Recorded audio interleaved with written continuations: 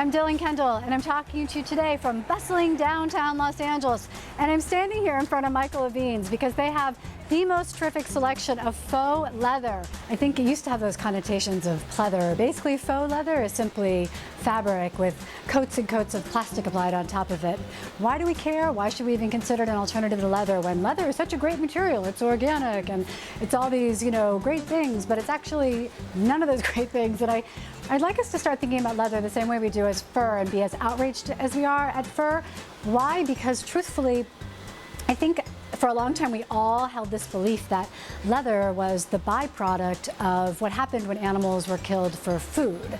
But the reality is leather is an industry all unto itself, and it's a multi-billion-dollar industry, which means the same way we raise animals simply for their skin to make fur coats, we do the same for leather. We raise cows typically just simply to get their skin so we can make leather. And then the way we get that skin off them is it's horrific because you don't want blemished leather. So it's all sorts of really crazy Hannibal Lecter style techniques, and it's really brutally torturous for the animal and nothing kind and humane about it at all. And then the other thing is it's not even environmentally friendly. I think, again, there was this idea, leather is an organic material. Well, kinda.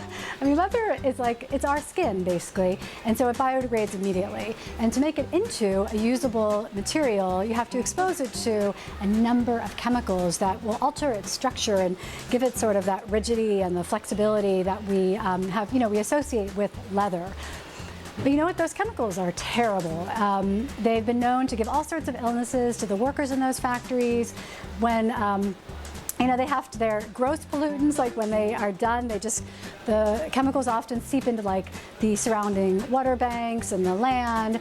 I mean, there's nothing really green about leather, and I don't know why we really would want all those kind of chemicals next to our skin. I would never lounge on a leather couch and think, oh, this is awesomely, I'm a part of the environment. What I would really think is, goodness gracious, what am I putting my body next to? So what's awesome now is we've made so many advances in technology, and we have these really cool, awesome, aesthetically similar substitutes. We've moved way beyond the pleather phase of the 70s, and we have these really gorgeous alternatives that everyone's using in fashion, and we now have a lot of them available for home. And I mean, look at this. How much fun is this if you have a Western themed home?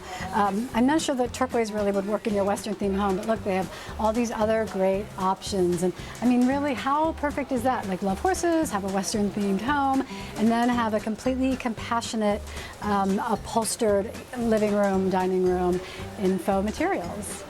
And we don't need to limit ourselves either to the more traditional colors associated with leather. I mean, here we have this phenomenal aqua green texture.